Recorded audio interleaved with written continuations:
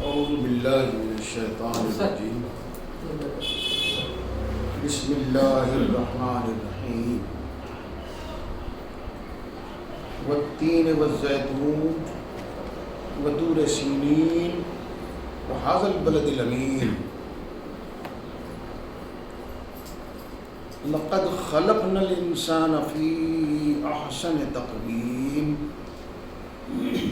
ثم رددناه اسفل سافلين الا الذين آمنوا وعملوا الصالحات فلهم اجر غير ممنون وما يكذبك بعد بالدين أليس الله بأحكم الحاكمين۔ اللہ کے نام سے جو بہت مہربان اور رحم فرمانے والا ہے۔ قسم ہے مقام انجیر کی اور مقام زیتون کی اور طور سینا کی، اور قسم ہے اس امن والے شہر کی۔ ہم نے انسان کو احسن تقویم پر پیدا کیا ہے، ہائی گراف کے مقصد سے پیدا کیا۔ ثم رددناه اسفل سافلین، پھر اس کو الٹا کر کے ہم سب سے نیچوں سے نیچ کر دیا۔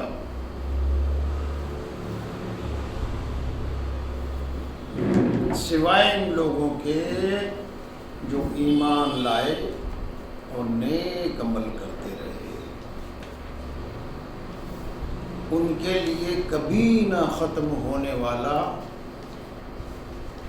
اجر ہے، بدلہ ہے۔ بس اے نبی صلی اللہ علیہ وسلم، اس کے بعد کون جزا و سزا کے معاملے میں تم کو جھٹلا سکتا ہے؟ کیا اللہ تمام حاکموں سے بڑھ کر حاکم نہیں ہے؟ صدق اللہ۔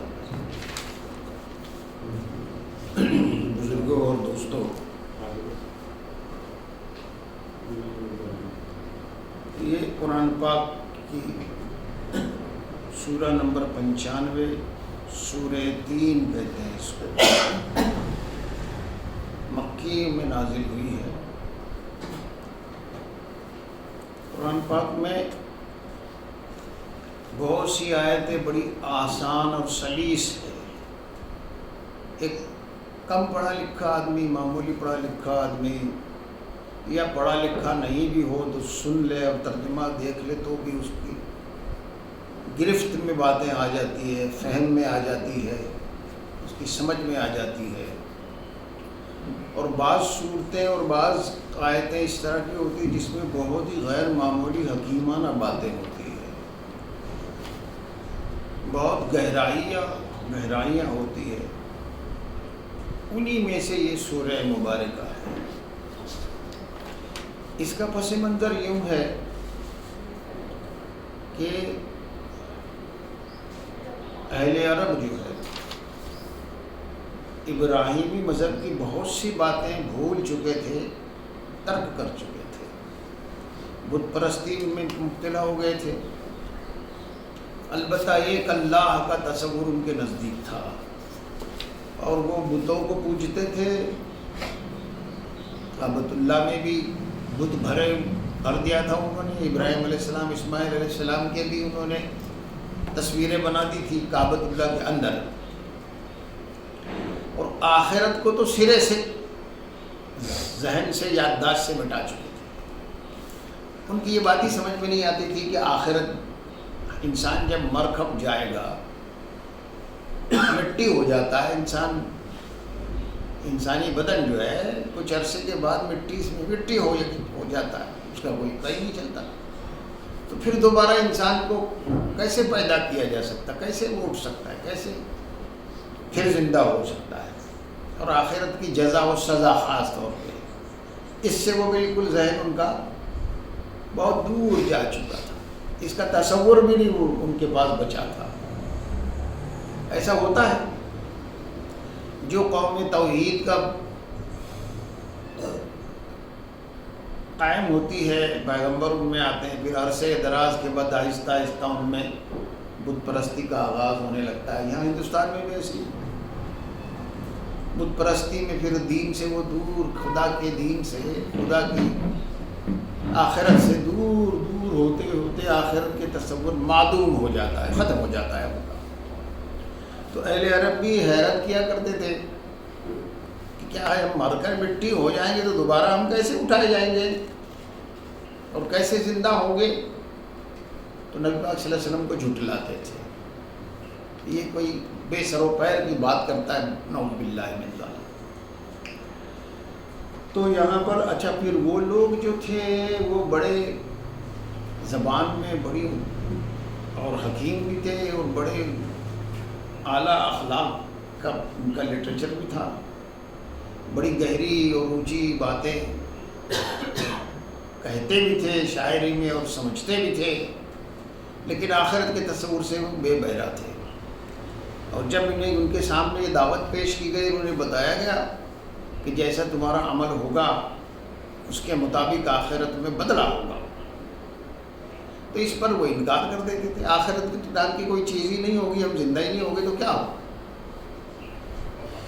تو اب یہ اللہ تعالیٰ نے اس کے لیے یہ بڑی سورہ اتاری ہے، اور ان کے جو ٹاپ کے لوگ تھے، اعلیٰ طبقے کے لوگ تھے، جو بڑے شاعر ادیب ہوتے تھے، بڑی حکیمانہ باتیں کہتے تھے،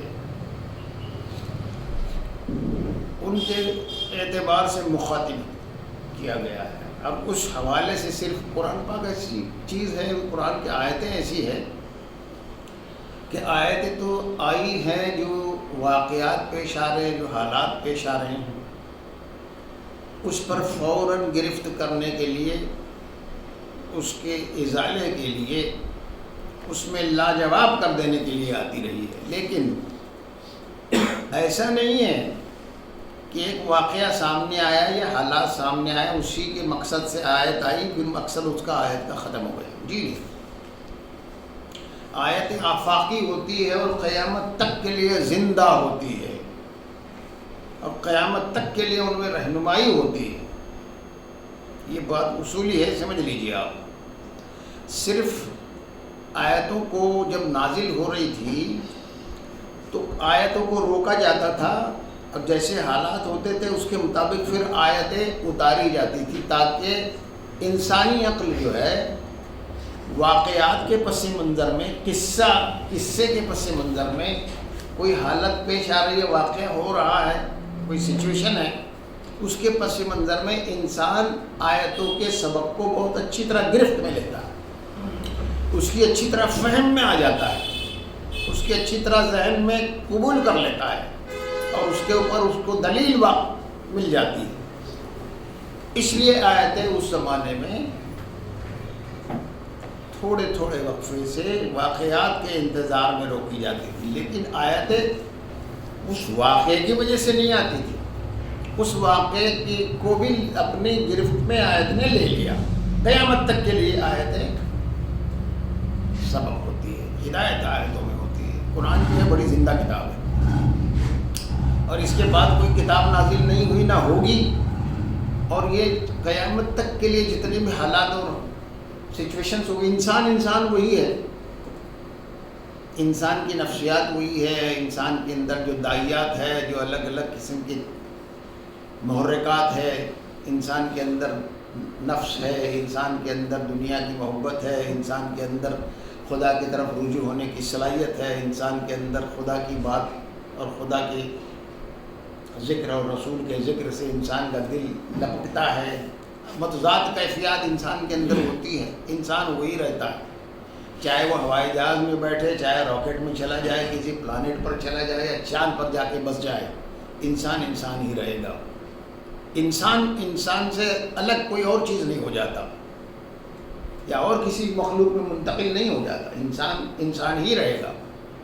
اور اسی لیے انسان کی ہدایت کے لیے قرآن قیامت تک کے لیے ہادی ہے۔ آج کے دور میں بھی انسان جو ہے اپنی زندگیاں بہت بڑی کثیر تعداد، غالب تعداد آخرت سے غافل ہو کے زندگی گزار رہی ہے۔ عقیدے میں ہے مسلمانوں کے بھی عقیدے میں ہاں آخرت ہونے والی ہے، لیکن اس میں بڑا بگاڑ پیدا ہو گیا ہے۔ ایک تو بڑی دور خیال کرتے ہیں اس کو، ابھی جوان ہیں، ابھی بوڑھے ہوں گے مریں گے، جب دیکھیں گے توبہ کر لیں گے، نماز پڑھ لیں گے۔ جب بوڑھے ہو گئے گناہ یاد آئیں گے تو یہ کہیں گے کہ ارے اللہ کے رسول ہے، ہم کو تو اللہ کے رسول بخشوا لیں گے، ارے اللہ رحم فرمائے گا۔ ارے کوئی کہتا ہے جب اللہ ہم کو بخشنا چاہے تو کوئی کیا کر سکتا ہے؟ تو اللہ تعالیٰ نے کچھ چیزیں اصولی فطرت کو پیدا کیا ہے اللہ نے، جس کو سنت اللہ کہتے ہیں۔ اللہ نے فطرت کو بھی پیدا کیا ہے، اس کے مطابق اللہ فیصلے کرے گا۔ قرآن پاک یہ کہتا ہے ایک جگہ پر کہ برائی اور نیکی برابر کیسے ہو سکتی ہے؟ کیسا تم فیصلہ کرتے ہو؟ ایک برے اور گنہگار آدمی کو آخرت میں اللہ جنت میں ڈال دے گا، اور نیک اور متقی پرہیزگار آدمی جو زندگی بھر اللہ کے لیے نقصان اٹھاتا رہا، زندگی بھر جو اللہ کی عبادت کرتا رہا، زندگی بھر اپنے آپ کو سب چیزوں سے بچاتا رہا، اس میں بڑی اسٹرگل بھی کیا، جدوجہد بھی کیا، وہ اور گنہگار ایک ساتھ ہوں گے اور اللہ تعالیٰ دونوں کو جنت میں بھیج دے گا۔ تم کیسے فیصلہ کرتے؟ قرآن اسی طرح کہتا ہے۔ تو یہ قانون فطرت ہے، اور یہ قانون فطرت دنیا میں بھی نافذ ہے۔ وہ یہاں یہ بتایا گیا ہے، جب دنیا میں بھی یہ قانون فطرت موجود ہے، وہ بھی آئے گا آپ کے سامنے۔ دنیا میں یہ قانون فطرت موجود ہے تو آخرت میں تم کیسے فیصلہ کرتے ہو کہ اللہ تم کو بخش بھی دے گا، چاہے اللہ کی باغی بن کر رہو، چاہے رسول کی مخالفت کرو، رسول کو تکلیف دو، نیک اور پرہیزگار لوگوں کے مصیبت پیدا کرو اور دندناتے پھرو، اللہ کی مرضی کی پرواہ نہ کرو، پھر یہ امید رکھو کہ اللہ تم کو بخش دے گا، اللہ تم کو بھی جنت میں بھیج دے گا۔ تو یہ تم کیسا فیصلہ کرتے ہو؟ اللہ تعالیٰ تو دنیا میں بھی ایسے فیصلے نہیں کرتا، اور تمہارا دل بھی یہ کیسے بولتا ہے؟ آدمی ایک گناہ گار آدمی ہے، ایک آدمی جو ہے زنا بھی کر رہا ہے، چوریاں بھی کر رہا ہے، تو انسان کا ضمیر یہ کہتا ہے اس کو سزا ملنی چاہیے۔ جب اس کو سزا ملتی ہے تو سارے لوگ یہ کہتے ہیں برابر ملی ہے اس کو، ویسے ہی ہے وہ۔ اللہ نے انسان کے اندر یہ مادہ رکھا ہے کہ برائی کی حیثیت سے اس کے نتیجے کی خواہش رکھتا ہے، اور نیکوکار آدمی اور کوئی بھی نیکوکار آدمی کو جب اللہ نوازتا ہے علم سے، سکون سے، طبیعت کے استقلال سے، تو لوگ اس کے مرنے پر کہتے ہیں نیک آدمی تھا، دیکھو مصیبت میں کیسا رہا، اللہ کی مرضی پر قائم رہا، اللہ نے اس کو بڑا نواز دیا۔ تو انسان تو خود اس کا ضمیر یہ فیصلہ کرتا ہے، کوئی برائی کر رہا ہے تو انسان چاہتا ہے کہ اس کو سزا ملے، تو پھر اپنے بارے میں وہ ایسا نہیں سوچتا کہ میں تو اللہ کے باغی ہوں، میں اللہ کے بے پرواہ ہوں، میں شریعت سے بے پرواہ ہوں۔ اپنے بارے میں کیوں نہیں سوچتا ہو کہ مجھے کیا ملنا چاہیے؟ پھر وہ لذیذ خواب دیکھتا ہے کہ اللہ بخش دے گا۔ یہ دنیا پرستی ہے، دنیا سے محبت ہے، اس لیے آخرت کا تصور دھندلا جاتا ہے، اور آخرت کے بعد فیصلوں کے بارے میں انسان جو ہے ایسے ہی شیطانی چکر میں پھنستا ہے اور فریب میں مبتلا رہتا ہے زندگی بھر۔ اب اللہ تعالیٰ یہ بتا رہا ہے کہ دیکھو ہم نے دنیا میں فیصلے کیے کس کی بنیاد پر؟ حالانکہ ہم نے انسان کو اس لیے دنیا میں بھیجا تھا، لقد خلقنا الانسان فی احسن تقویم۔ ہم نے انسان کو دنیا میں اس لیے بھیجا تھا کہ وہ ہائی گراف کو پالے، ایسا ترقی کرے اللہ کی مرضی میں کہ جنت کے لیے وہ کوالیفائی ہو جائے، جنت کے لیے مستحق ہو جائے، ایسی محنت کرے کہ وہ فرسٹ کلاس فرسٹ آ جائے۔ یہ بھی ایک فطری بات ہے، کسی اعلیٰ مقام پر پہنچنے کے لیے بڑی جدوجہد کرنی پڑتی ہے، دنیا میں بھی کرنی پڑتی ہے۔ آئی ایس کا امتحان دینے کے لیے لوگ کتنی محنت کرتے ہیں، ایجوکیشن میں کتنی محنت کرتے ہیں، راتوں دن پڑھتے ہیں لوگ بچے۔ تجارت میں دیکھیے، جب آدمی تجارت شروع کرتا ہے، آغاز کرتا ہے تو کتنا اسٹرگل کرتا ہے۔ تو یہ اسٹرگل جو ہے یہ لازمی ہے بہتر نتیجے کے لیے اسٹرگل، اور یہ اللہ کی مرضی میں اسٹرگل یہ ہوتا ہے دنیا میں، لیکن اس میں انسان کی کوالٹی اندر کی، انسان کے اندر کا انسان اس جگہ تک پہنچنے کی جد و جہد میں رہتا ہے جس مقصد سے اللہ نے اس کو دنیا میں بھیجا ہے، جس مقصد سے اللہ نے اس کو دنیا میں بھیجا ہے اس کو کہا گیا ہے حسن تقویم، ہائی گراف کو حاصل کرنے کے لیے بھیجا ہے۔ ہائی گراف کیا ہے؟ جنت کے لیے کوالیفائی ہو جانا۔ آدم علیہ السلام سے تو اللہ نے پیدا کیا جنت میں، اور بہت عیش تھے، راحت تھا، آرام تھا، ہر طرح کی آسائش تھی، نہ کوئی غم، نہ کوئی اندیشہ، نہ کوئی، ہر چیز مہیا ہے، پھل ہے، فروٹ ہے، نہریں ہیں، خادم ہے سب، اور یہ بھی بتا دیا تھا دیکھو میری مرضی ہے یہ اس درخت کے پاس مت جانا۔ شیطان نے ان کو دونوں کو بہکا دیا، پہنچ گئے وہاں،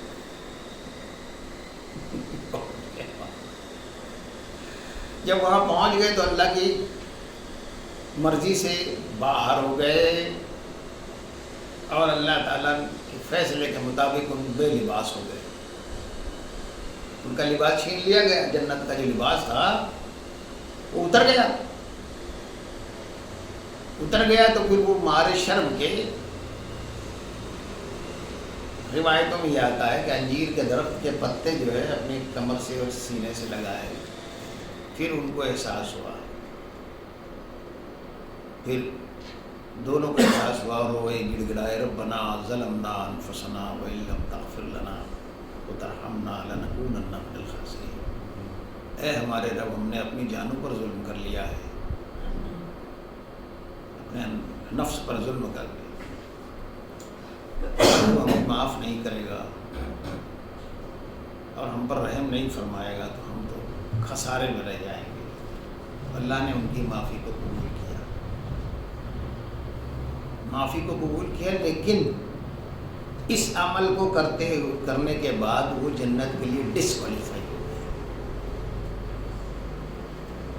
معاف کر دیا اللہ نے، پھر نواز دیا، معاف بھی کر دیا، نواز بھی دیا، اور لیکن وہ اس اپنے عمل کے نتیجے میں جنت کے لیے ڈسکوالیفائی ہو گئے۔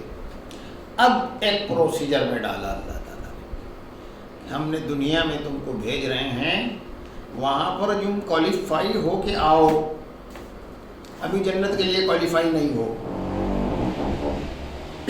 وہاں رہو، ایک پروسیجر ہم نے تمہارے ساتھ رکھا ہے، اس کے لیے محنت کرو، پڑھو، پھر ایگزام دو، تب تم کوالیفائی ہوگے جنت کے لیے، ہمیشہ کے لیے پھر جنت میں آؤ گے، ابھی تم نے ڈسکوالیفائی ہو گئے، سمجھ رہے؟ تو ہم کو اللہ تعالیٰ نے دنیا میں انسان کو، اس لیے انسان کا اصل وطن دنیا ہے نہیں، دنیا انسان کا اصل وطن یا رہنے کی جگہ نہیں ہے، انسان کا اصل وطن اور رہنے کی جگہ جنت ہے۔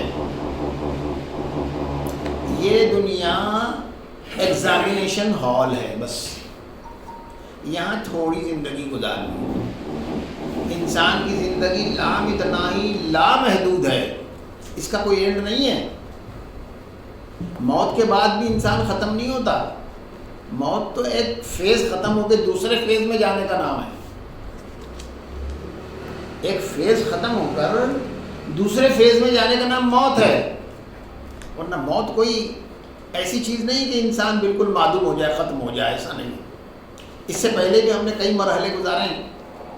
اللہ تعالیٰ کہتا ہے تم کو ہم نے ماں کے رحم میں رکھا، وہ بھی ایک دنیا تھی تمہاری، وہاں تم دنیا کے لیے کوالیفائی ہو رہے تھے، وہاں تم اس پروسیجر میں تھے تاکہ اس دنیا کے لیے کوالیفائی، وہ صلاحیتیں تمہارے اندر، وہ اعضاء تمہارے بن رہے تھے، وہ دماغ بن رہا تھا، وہ آنکھیں بن رہی تھی، وہ ناک بن رہے تھے، وہ کان بن رہے تھے، وہ قدم بن رہے تھے، جس کے لیے تم دنیا میں سروائیو کر سکو۔ اتنے 9 مہینے کے پروسیجر میں ڈالا اللہ تعالیٰ نے. وہاں سے نہ انسان آنکھوں سے دیکھتا ہے، نہ دماغ سے سوچ کے کوئی کام کرتا ہے، نہ کانوں سے سنتا ہے، نہ پیروں سے چلتا ہے، نہ ہاتھوں سے کوئی کام کرتا ہے اس دنیا میں، لیکن وہ سب بن رہے ہوتے ہیں وہاں. پھر جب جیسے ہی وہاں سے نکل گئے، وہاں ایک موت ہو گئی اس کی، یہاں آ گیا، وہ دنیا چھوڑ دیا اس نے. اب یہاں آ گیا تو یہاں سب چالو ہو گیا، آنکھ سے دیکھ رہا ہے، ہاتھ پاؤں ہلا رہا ہے، چلا رہا ہے، بھوک لگ رہی ہے، اس کا معدہ کام کر رہا ہے، دودھ پی رہا ہے، پھر چلنا شروع کرتا ہے. تو یہ ایک فیز ہے ہماری زندگی کی. تو اس فیز سے نکل کے اس دنیا میں آئے. بھائی اس دنیا میں ہم اس وقت تک ہے جیسے 9 مہینے وہاں تھے، ایسے تھوڑے دن یہاں رہنا ہے، اور وہ کوالیفیکیشن حاصل کرنا ہے جو وہاں کے لیے ضروری ہے، وہ صلاحیت حاصل کرنا ہے جو وہاں کے رہنے ضروری ہے. تو انسانی زندگی لامتناہی ہے، اس کا کوئی اینڈ لیس لائف ہے انسان کی. اور یہ دنیا کی جو زندگی کا پیریڈ ہے بہت چھوٹا اور ایک دم شارٹ پیریڈ ہے، بہت تھوڑا سا ہے. اسی میں ہم کو ہمیشہ کی زندگی کے لیے کوالیفائی کرنا ہے، اور وہ کوالیفیکیشن کا نام احسن تقویم ہے. اس صورت کہ تم کو ہم نے احسن تقویم تک پہنچ جاؤ اس لیے پیدا کیا ہے. اور پھر ثم رددناہ اسفل سافلین. لیکن بہت سے لوگ ایسے ہوتے ہیں، یہاں پر اللہ تعالیٰ کا ساتھ بھی ہے، اس کو نبیوں کے، انبیاء علیہ السلام کی تعلیمات بھی ہے، ہدایات بھی ہے، لوگ بھی نیک ملے ہوئے ہیں، مساجد بھی ہے، قرآن بھی ہے، احادیث بھی ہے، یہ بھی اس کے علم میں ہے کہ یہ خراب ہے، یہ اچھا ہے، یہ گناہ ہے، یہ ثواب ہے، اس سے اللہ خوش ہوتا ہے، اس سے اللہ ناراض ہوتا ہے، اس کا نتیجہ برا ہے، اس کا نتیجہ اچھا، یہ سب معلوم ہے. لیکن پھر انسان اپنے نفس کا شکار ہو جاتا ہے، پھر دنیا کا شکار ہو جاتا ہے. تو اس کے اندر اللہ نے صلاحیت رکھی ہے کہ وہ احسن تقویم پر پہنچ جائے، لیکن وہ اپنی نفس پرستی میں شیطان کا شکار ہو کے اسفل سافلین، پھر اللہ تعالیٰ اس کو نیچوں سے نیچ کر دیتا ہے. ایسے ہی ہوتا ہے. اگر ایک ہمارے ٹیچروں کو کوئی یہ بتا دے کہ یار کیوں بیچارے کو فیل کر رہے ہو یار، پاس کرو نہیں یار، بیچارے کے فیوچر اس کا پورا تباہ ہو جائے گا، کرے گا؟ ایماندار ٹیچر کرے گا؟ حالانکہ اسی پہ اس کا فیوچر ہے، اچھا یا برا فیوچر اسی پر ہے. لیکن کوئی نہیں، ایک اچھے ٹیچر سے کرپشن کو چھوڑ دیجیے، نیکوکار ٹیچر کو کہے ارے آپ اتنے اچھے آدمی ہیں، رحم دل آدمی ہیں یار، بڑے نیک آدمی ہیں، بیچارے کا فیوچر خراب ہو جائے گا، کرے گا؟ وہ کرے گا کیا؟ نہیں کرے گا. اس کو معلوم ہے یہ گناہ کا کام ہے، اصول کے خلاف کام ہے، فیوچر تباہ ہوتا ہے، ہو جاتی ہے. ایسا ہی اللہ تعالیٰ کے فیصلے. جب تم ایسا نہیں کر سکتے، تم اللہ کے بارے میں ایسے گمان کیسے رکھتے ہو کہ برائی اور نیکی کو سب کو برابر کر دے گا؟ تو انسان یہاں بدبختی کے مارے پیچھے سے نہیں چلا جاتا ہے. تھوڑی سی زندگی ہے، اس میں بھی انسان شکار ہو جاتا ہے. تو یہ دنیا اس لیے بسائی ہے اللہ تعالیٰ نے کہ جنت میں جو شہر بسنے والے ہیں، جنت میں جو سوسائٹی بننے والی ہے، اس کے شہریوں کو، اس کے سٹیزنز کو یہاں سلیکٹ کرنے کے لیے بھیجا ہے. اور دنیا میں بھی اللہ کا یہ قانون ہے کہ بروں کے ساتھ برا معاملہ کرتا ہے، اچھوں کے ساتھ اچھا معاملہ کرتا ہے. اور دنیا میں بھی ایسے معاملات ہیں جو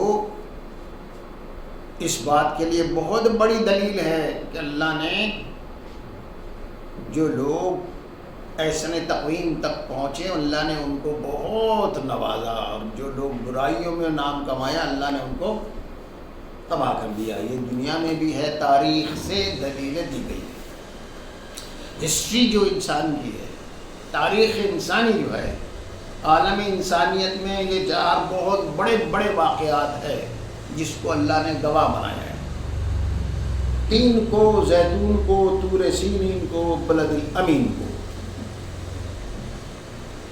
اور کہتا ہے کیا ہے؟ میں قسم کھاتا ہوں، اللہ تعالیٰ فرما رہا ہے میں قسم کھاتا ہوں مقام 3 اور مقام زیتون کی، اور میں قسم کھاتا ہوں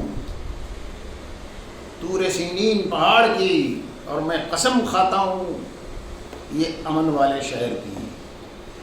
ہم قسم کھاتے ہیں اور اللہ تعالیٰ قسم کھاتا ہے، دونوں میں بڑا فرق ہے۔ ہم قسم کھاتے ہیں اپنے سے کسی عظیم چیز کی، بہت متبرک چیز کی، پاک چیز کی، یا اللہ کے رسول کی، یا اللہ تعالیٰ کی، مگر اللہ تعالیٰ سے بڑا عظیم تو کوئی نہیں ہے، تو اللہ تعالیٰ قسم کیوں کھاتا ہے؟ اللہ تعالیٰ جب قرآن میں واو کا لفظ ڈالتا ہے والتین یا اس طرح سے، والضحیٰ اس طرح سے، تو میں قسم کھاتا ہوں کا مطلب یہ گواہ ہے، یہ اس کی قسم کھا رہا ہوں۔ گواہ کے حیثیت سے وہ چیز سامنے آ جاتی ہے، یہ بات آگے کہی جا رہی ہے، اس پر یہ چیزیں گواہ ہے جو تم بھی جانتے ہو۔ یہ ہوتی قسم کی بات جب اللہ تعالیٰ قسم کرتا ہے۔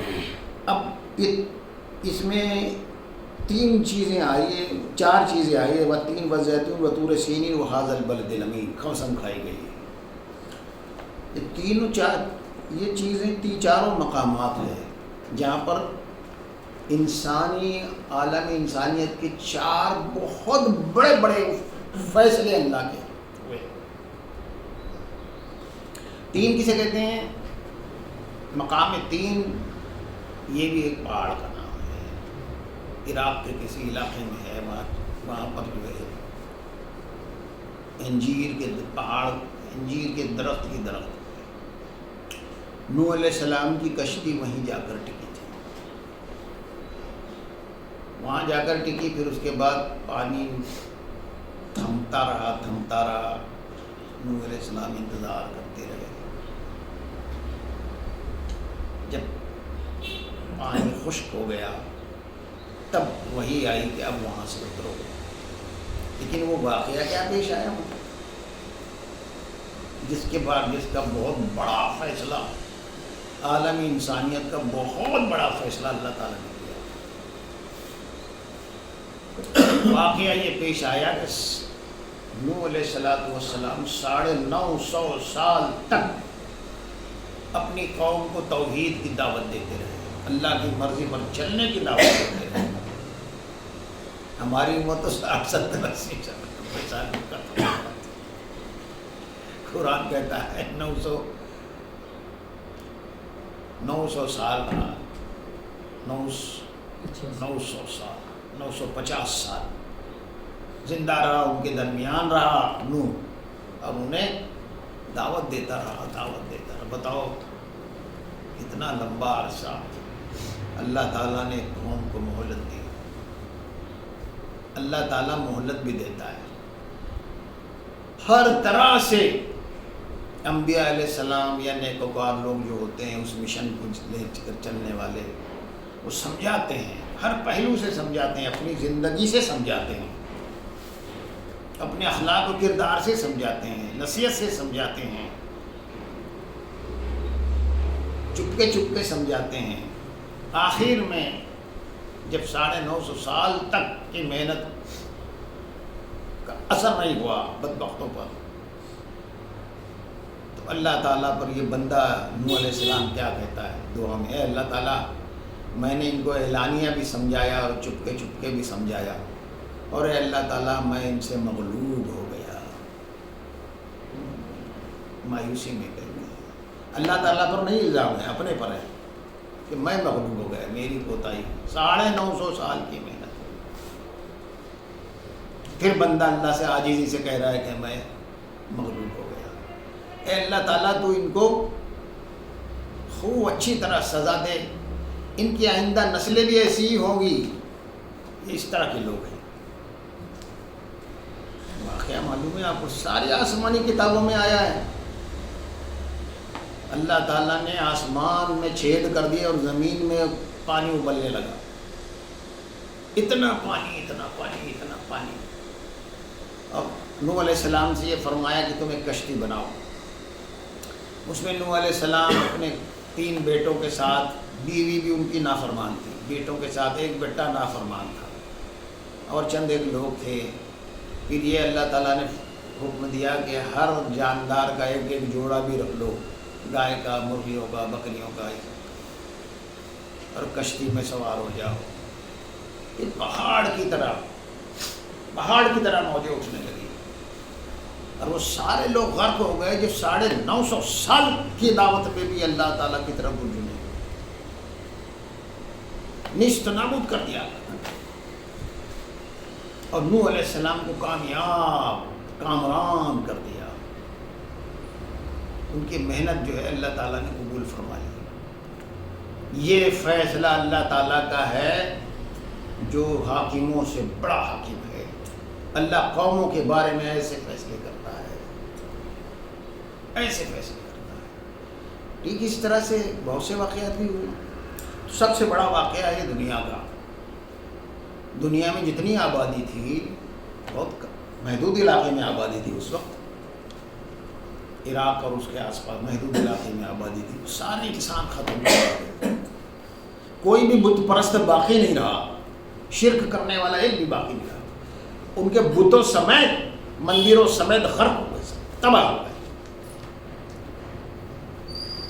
اور اللہ تعالیٰ نے ان کو اس عظیم تباہی سے پھر لہلاتے ہوئے فصلیں آ گئی، چڑیاں آ گئی، چڑیاں پرندے سارے پیدا فرما دیا، کاشت کے قابل زمین کر دی، سکھ چاہے آرام اس کا فیصلہ ان کے لیے کر دیا۔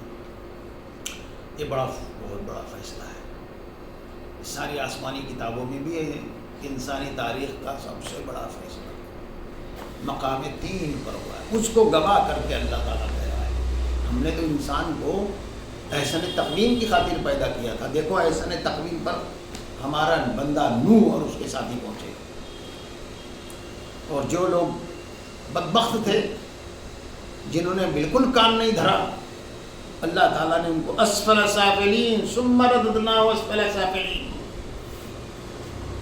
تباہی میں پھینک ڈال دیا۔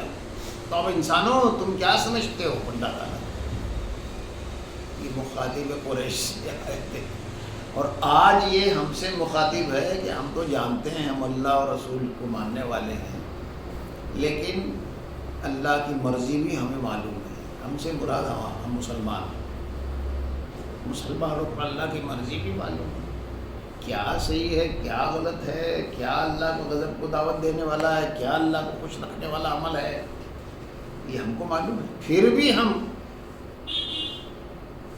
دنیا کی محبت میں نفس کی شکار ہو کے برائیوں میں مبتلا ہے، اور یہ لذیذ خواب دیکھ رہے ہیں، کہہ رہے ہیں بخشش ہو جائے گا، چلو آخری میں معافی بھی مانگ لیں گے، ایسی زندگی گزار رہے ہیں، تو ان کے لیے مقامی عبرت ہے۔ اللہ ایسے نہیں کرے گا، دنیا میں نہیں کرتا ہے تو آخرت میں کیا کرے گا؟ پھر دوسرا مقام آتا ہے زیتون۔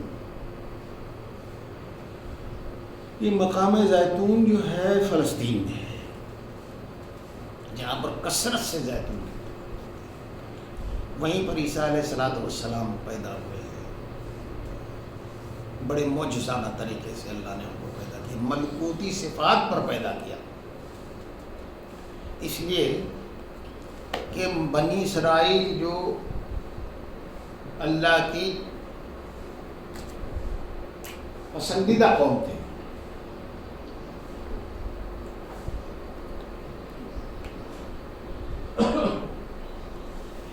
ابراہیم علیہ السلام، اسحاق علیہ السلام، یعقوب علیہ السلام کی اولاد میں سے تھے،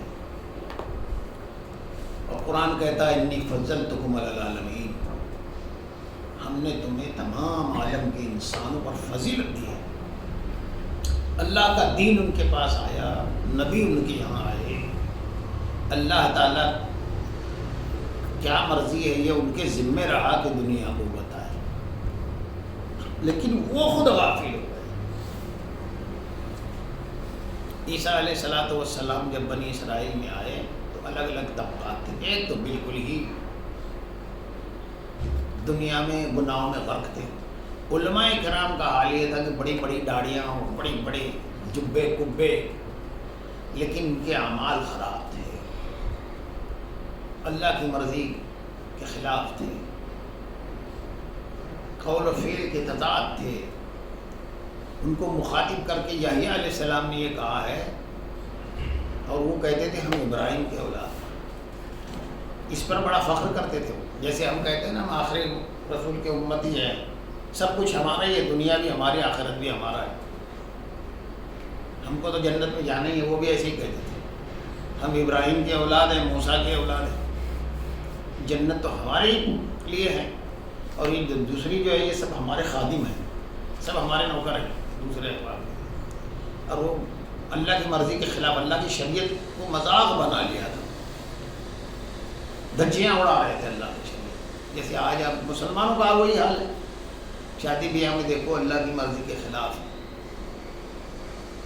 وراثت میں دیکھو اللہ کی مرضی کے خلاف، تجارت میں دیکھو حلال و حرام کی کوئی پرواہ نہیں، زبان پر گالیاں ہیں، بھائیوں کو حق مار رہے ہیں، چوریاں چماریاں ہیں، نمازیں بھی پڑھ رہے ہیں، تو اسی طرح سے تھا۔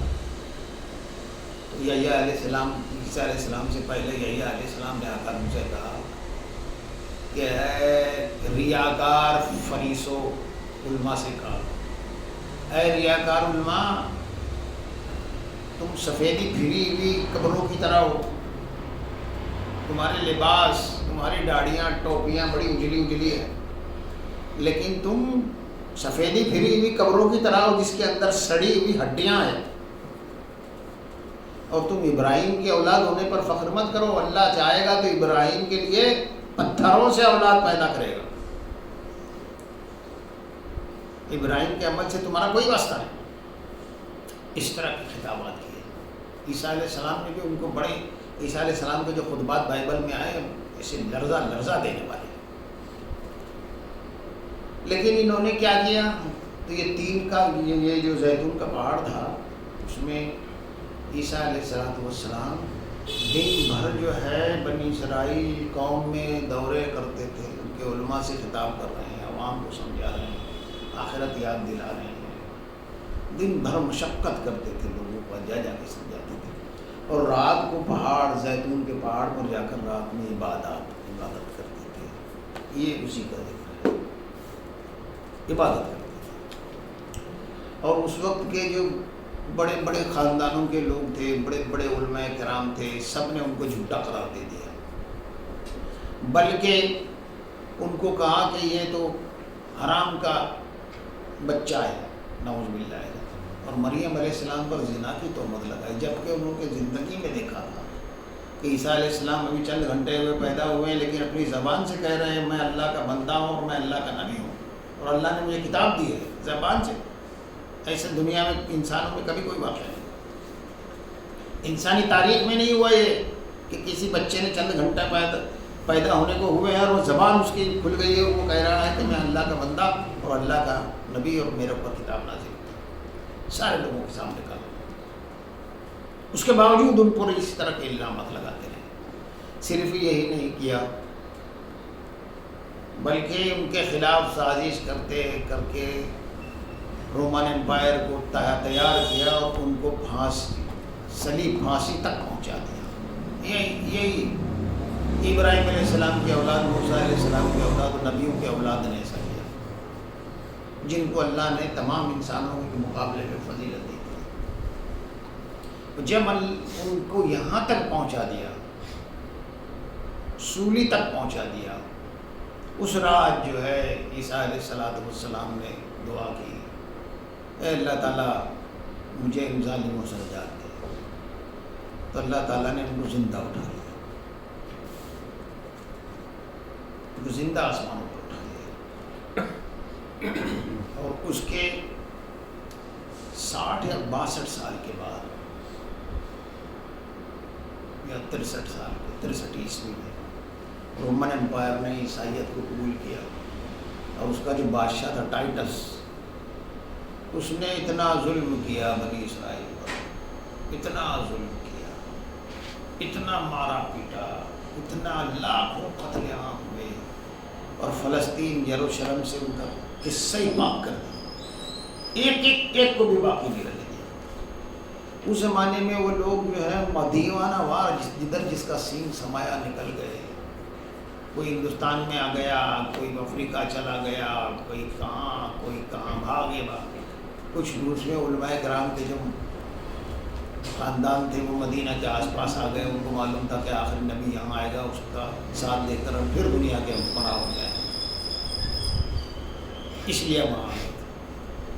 آسمانی کتابوں کے علم سے وہی جانتے تھے کہ اللہ کا آخری رسول جس کے ساتھ غلبہ اور طاقت ہوگی اللہ کی، وہ کہیں بھی مبعوث ہوگا تو وہ ہجرت کر کے اس جگہ آئے گا۔ تو ان کے 4-5 قبیلے مدینے کے آس پاس آ کے بس گئے، بنو قینقاع، بنو نذیر اور خیبر کے جو یہودی تھے، بنو قریظہ، یہ بڑے بڑے قبائل تھے، وہاں آ کر بس گئے۔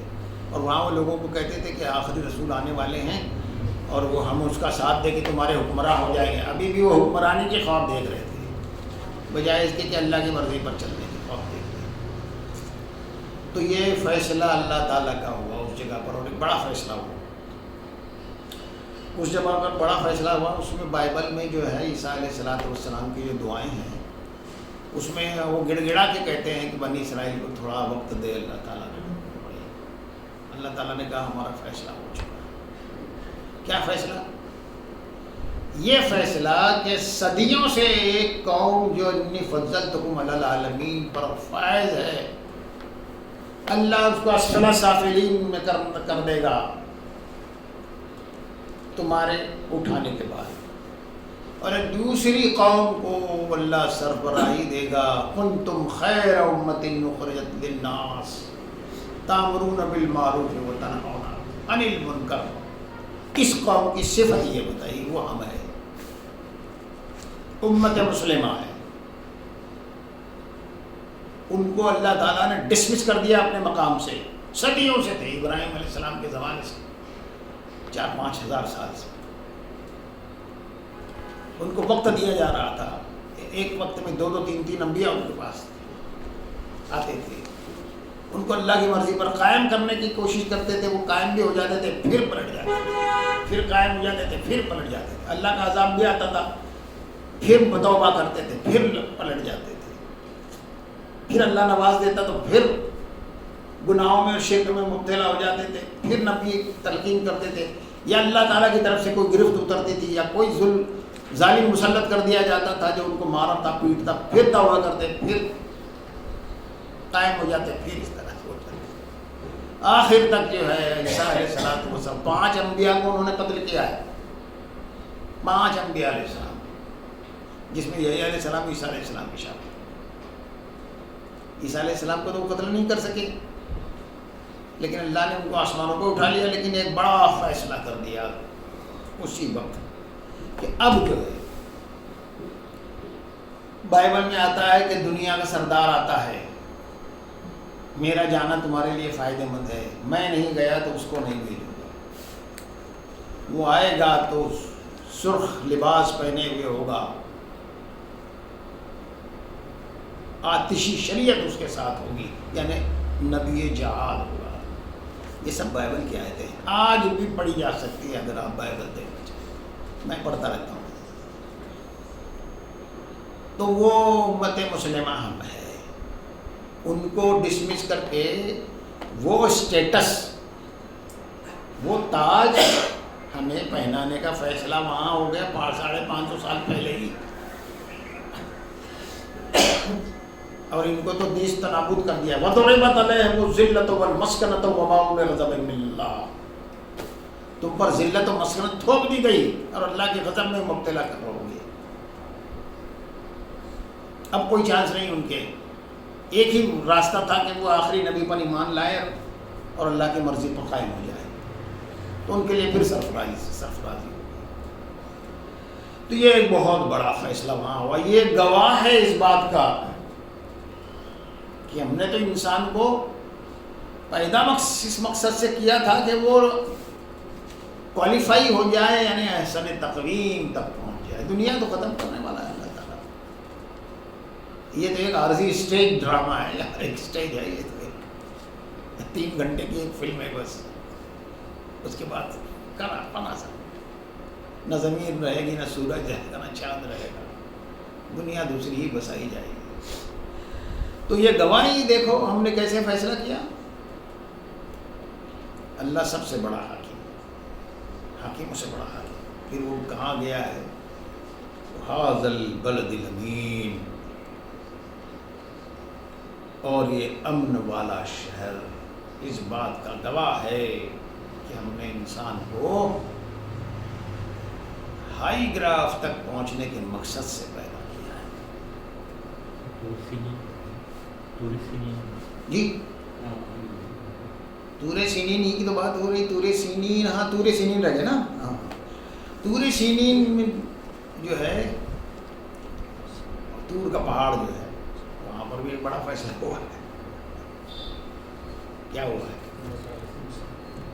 450 سالہ غلامی بنی اسرائیل کی تھی. ایسی مصیبتوں میں تھے کہ غلاموں سے بدتر حالت ان کی ہو گئی. پورے سینے 450 سال. اور فرعون یہ کرتا تھا ان کے گھروں میں لڑکا پیدا ہو تو اس کو قتل کر دیتا تھا, لڑکیاں پیدا ہو تو زندہ رکھتا تھا اور رسیوں سے باندھا رہتا تھا. اور یہ جب پیرامڈ وہاں بنے ہیں نا, یہی مزدور رہے. روڑے لگائے جاتے تھے, پتھرے اٹھائے جاتا تھا, دعائیں کرتے تھے, روتے تھے, گڑ گڑاتے تھے, توبہ کرتے تھے. پھر اللہ تعالیٰ نے جو ہے ان پر رحم کیا اور موسیٰ علیہ السلام کو نبی کو مبعوث فرمایا. یہ وہی علاقہ ہے مصر کا. پھر مصر سے موسیٰ علیہ السلام, بڑی لمبی کہانی ہے. ایک موسیٰ علیہ السلام فرعون سے مقابلہ کرتے رہے, اللہ ان کا ساتھ دیتا رہا. 6 قسم کے عذاب فرعون کی قوم پر آئے اس بات کے لیے کہ بنی اسرائیل کو آزاد کر دو. اور آخر میں وہ عاجز آ کے اس نے آزاد کیا. تو 6 لاکھ تو صرف مرد تھے, پھر عورتیں, ان کے جانور, بطخیں, مرغیاں, بکریاں سب کے ساتھ سینا کے میدان میں آئے تھے. پوری سینی مصر سے مائگریٹ کر کے. اور اللہ تعالیٰ نے ان کو ایسے نوازا کہ وہاں سویز یا عقبہ پر پہنچے, وہ سمندر تھا اور پیچھے فرعون نے کہا کہ ان کو ختم کر دینا چاہیے. پھر وہ فوج کے ساتھ پیچھے سے ان کے پاس, ان کی طرف آیا. تو اب یہ رونے دھونے لگے کہ موسیٰ تم ہم کو کہاں لے آئے ہو, ہم کو تو ان کے تلواروں کے نیچے رکھنے کو لے آئے ہیں.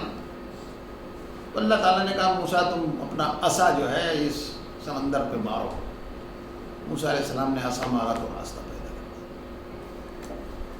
وہ راستے میں بحفاظت نکل گئے. اور اتنا بڑا فیصلہ ہوا. پھر اس کے بعد فرعون جب اس راستے میں تو اپنی تمام فوج کے ساتھ غرق ہو گیا. سب تمام فوج کے ساتھ غرق ہو گئے. سلطنت بھی تباہ ہو گئی اس کی. اتنا بڑا فیصلہ ہوا. اپنے انجام کو وہ پہنچا. اور یہ لوگ بنی اسرائیل موسیٰ علیہ السلام کے ساتھ جو ہے, جو اللہ کی مرضی میں نکلے تھے, نبی کے ساتھ, اللہ کی مرضی میں نبی کے ساتھ نکلے تھے. اس ارادے کے ساتھ نکلے تھے کہ نبی کی بات مانیں گے, نبی کی بات مانیں گے, اللہ کی مرضی پر قائم رہیں گے. ایک بڑا فیصلہ ہوا وہاں پر. اور پھر اور فیصلے بھی ہوئے. ان کے اعمال کے نتیجے میں پھر فیصلے بھی ہوئے. موسیٰ علیہ السلام شریعت لینے کے لیے 40 دن کے لیے پہاڑ پر گئے, سینا کے پہاڑ.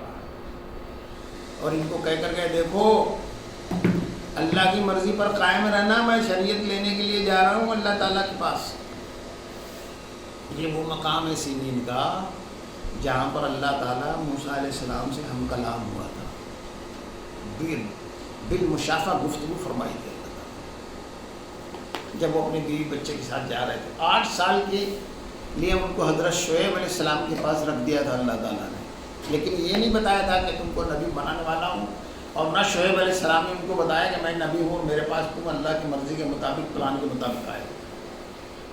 8 سے 10 سال شعیب علیہ السلام کی ٹریننگ میں رہے. ان کی لڑکی سے شادی ہوئی, بچہ بھی ہوا ہے. بچے کب کہا اب تم جاؤ اپنے وطن, معلوم نہیں تھا لیکن کیا جاؤ. گئے تو سردیوں کا زمانہ تھا, اندھیری رات تھی. قرآن پاک میں بھی یہ واقعہ ہے, بائبل میں. تو انہوں نے کہا کہ میں آگ لے آتا ہوں, آگ دکھائی دے رہی مجھے. اس زمانے میں ایسی ماچس یا لائٹر تو تھے نہیں. ایک جگہ آگ ہوتی تھی تو گھروں سے آگ لے جاتے تھے, وہ لوگ یہ کوئلے کی بھی دوسری جلاتے تھے, چکماک یا لکڑی سے اس طرح سے. تو آگ دیکھی ہے، بولے میں آگ لے آتا ہوں، راستے کی بھی کھوج لگاتا ہوں، راستہ صحیح کدھر ہے. تو گئے تو وہاں معاملہ ہی دوسرا تھا. اے موسیٰ یہ میں تمہارا رب ہوں. تو بھاگنے لگے. کہا موسیٰ پیغمبر اللہ کے حضور ڈرا نہیں کرتے، آ جاؤ. پھر کہا کہ جاؤ فرعون کے پاس، وہ بڑا سرکش ہو گیا ہے نا. پھر وہ گئے، لمبی قصے ہے. پھر یہاں سے مائگریٹ کر کے یہاں آئے. پھر کہا کہ دیکھو میں تم کو چھوڑ کے جا رہا ہوں، اللہ نے مجھے بلایا ہے،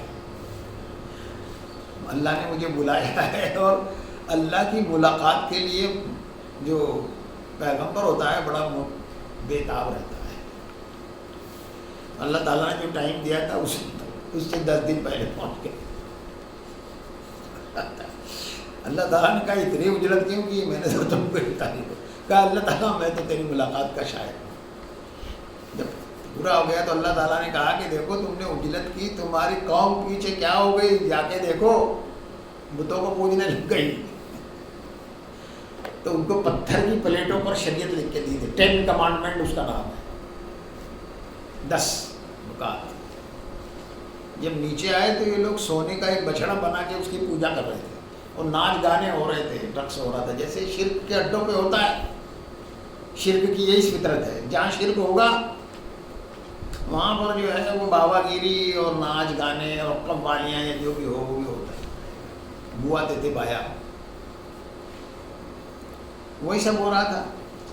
بہت غصے میں آئے، پلیٹیں نیچے پھینک دی، اپنے بھائی کی داڑھی پکڑ لی. ارے بھائی میرے کو کیوں پریشان الزام دیتے ہو؟ میں نے تو ان کو بہت روکا، یہ میری مانی ہی نہیں. پھر انہوں نے اللہ تعالیٰ سے گڑ گڑا کے دعائیں کی تو اللہ تعالیٰ نے دیکھو سزا نافذ کی. ان میں سے جو لوگ 3000 لوگ تھے جو ملوث تھے. ہر شخص اپنے قریبی عزیز کو قتل کرے گا جو اس میں ملوث.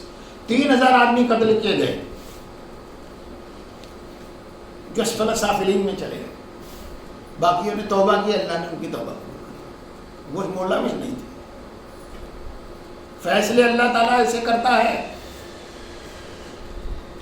ایسا نہیں کہ معاف کر دے چلو ہاں جانے دو. اللہ تعالیٰ ہے. ہر انسان کی چوٹی اللہ کی مٹھی میں ہے. اس کو ڈھیل دیتا ہے تو سمجھتا ہے کہ میں آزاد ہوں، دندراتا پھرتا ہے، کچھ بھی کرتا رہتا ہے. جب اللہ پکڑتا ہے تو پھر کوئی بچانے والا نہیں رہتا. بڑی بڑی قوموں کو اللہ نے پکڑا، کوئی بچانے والا نہیں رہتا. کہ جب ایسی تباہی آتی ہے تو اللہ تعالیٰ فرماتا ہے وَلَا يَخَافُ عُقْبَاهَا. ہمیں تو کوئی خوف نہیں ہوتا کہ اس کے بعد کیا ہوا، مجھے کوئی ڈر نہیں. پھر انہوں نے توبہ کی. اب ایک اور بڑا فیصلہ وہاں ہوا ہے، اس کی بھی لمبا قصہ ہے. اللہ تعالیٰ نے بنی اسرائیل اس لیے جو کتنے بجے تک چلانے لوگ من و سلوہ اتارا تھا. صحرا میں نہ کوئی کاشت تھی، نہ کوئی سبزیاں تھی، نہ کوئی اناج اگتا تھا. نیچے ریت، اوپر آسمان، اوپر چمکتا سورج. ان کے لیے اللہ تعالیٰ نے پوری بنی اسرائیل قوم کے لیے کوئی 12-15 لاکھ لوگ تھے. ہر وقت بادلوں کا سایہ رکھا، جدھر جاتے بادل ان کے اوپر ہوتے دھوپ سے بچنے کے لیے. اور کھانے پینے کا سامان یہ کیا کہ من و سلوہ اتارا. صبح کو من جب اٹھے تو ساری ریت میں من، بڑی بیر کی جتنی ایک چیز تھی وہ گری رہتی، اس کو چن لیتے. اسی کو پیس کے روٹی بھی بنتی تھی اس کی، اور وہ بڑے کافی مقوی فوڈ ہوتا تھا. شام کو جیسے ہی سورج کے غروب کا وقت ہوتا، فاختائیں، بٹیر، یہ سارے جھنڈ کے جھنڈ ان کے خیموں کے آس پاس آ جاتے اور ہاتھ سے پکڑ لیتے، بھون کے کھا لیتے.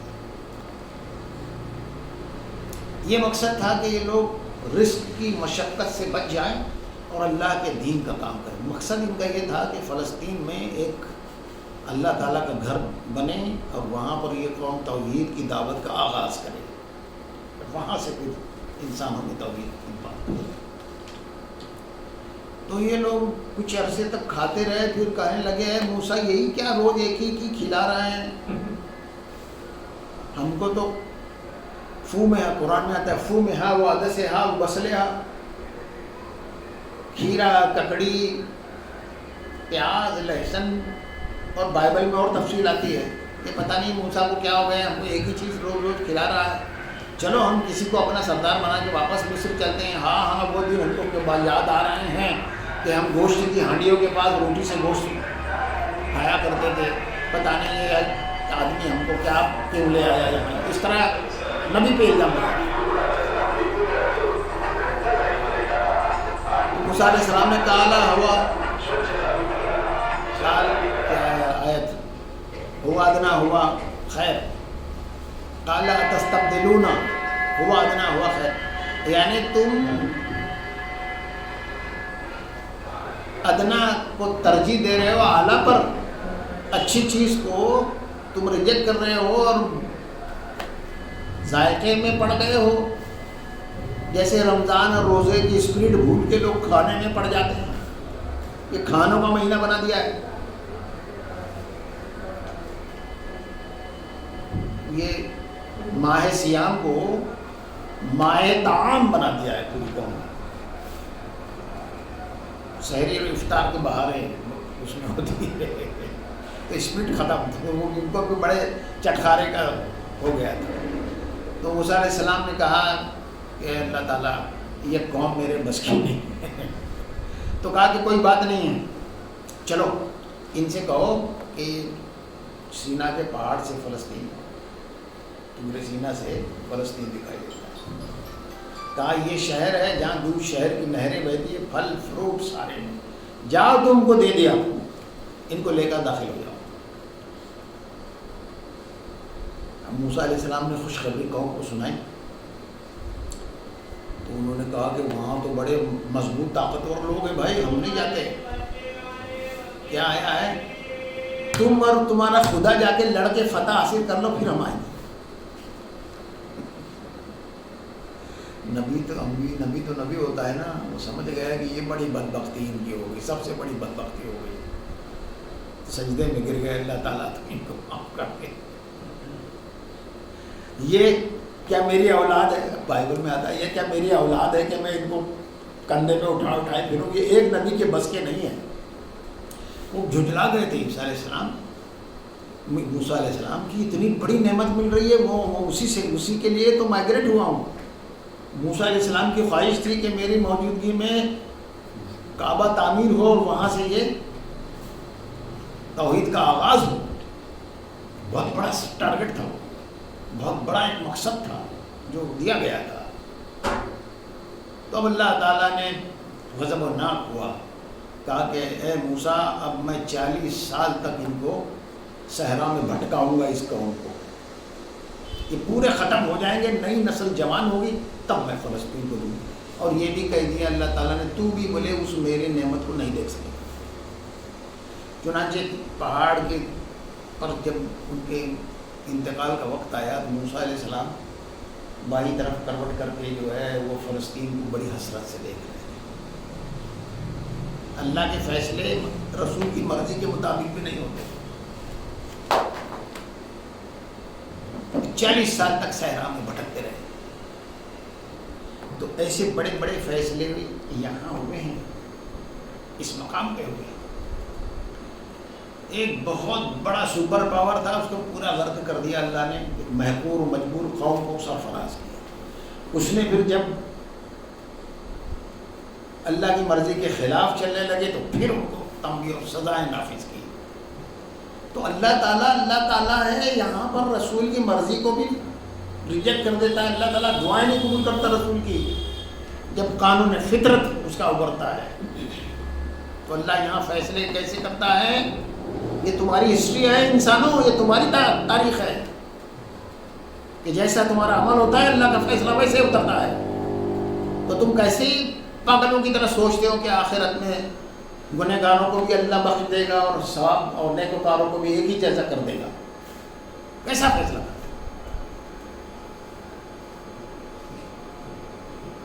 ہم نے تو تم کو کہا تھا تھوڑے دن تکلیف اٹھا لو. اور انسان جو ہے تجربات جب انسان کے ہوتے ہیں نا، جب انسان کے تجربے ہوتے ہیں، وہ سرد گرم سے گزرتا ہے، اللہ کی مرضی پر قائم ہونے کے لیے اس کو برائی سے لڑنا پڑتا ہے، تو اس کے اندر کا انسان کے اندر صبر استقامت پیدا ہوتی ہے. وہ صبر و استقامت جو ہوتی ہے وہ اللہ کی مرضی پر قائم رکھنے میں اس کی مدد کرتی ہے. برائی طرف نہیں جاتا ہے، پھر برائی سے مقابلے کی صلاحیت پیدا ہوتی ہے. اس لیے اس پروسیجر میں ڈالا ہے کہ جب تم جنت میں جاؤ تو برا خیال نہ کرو. جنت میں کوئی ایسا شخص نہیں جائے گا جس کے دل میں برائی کی خواہش پیدا ہو. اس کے بھی بڑے درجات ہیں. کسی کا برا چاہنے والا، حلال و حرام سے بے نیازی کی خواہش رکھنے والا، دنیا کی حسرت دل میں لیے ہوئے، دنیا کو حاصل کرنے کی دنیا کی محبت دل میں لیے ہوئے جو مر جائے، ایسے لوگ نہیں جائیں گے. جو اللہ کے فیصلے پر راضی رہیں گے دنیا میں اور ہر طرح کے حالات کا مقابلہ کریں گے اور اللہ کی مدد کے سہارے سکون میں زندگی گزاریں گے. یہاں دنیا ہی سب سے بڑی آزمائش ہے. اللہ تعالیٰ نے فرمایا، اللہ کے رسول نے فرمایا ہے کہ ہر امت کا ایک بڑا فتنہ ہوتا ہے. اللہ نے پیدا کیا ہے ہر بڑا فتنہ. بنی اسرائیل کا فتنہ یہ تھا کہ ہم ابراہیم کے اولاد ہیں اور اسی میں تباہ ہو گئے. لیکن میری امت کا فتنہ مال ہے، مال ہے، مال ہے.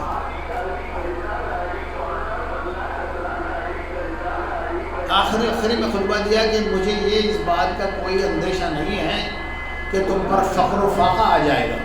ہاں، مجھے اس بات کا بڑا اندیشہ ہے کہ دنیا تمہارے اوپر چھا جائے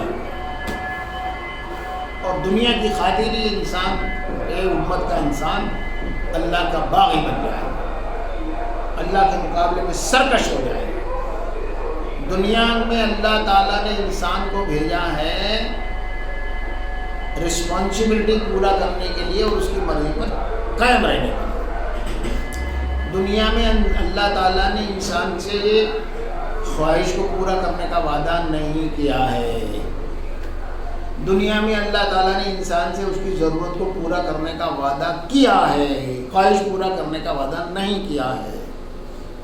اللہ تعالیٰ نے خواہش پورا کرنے کا وعدہ انسان سے کیا ہے، اس کی جگہ جنت ہے.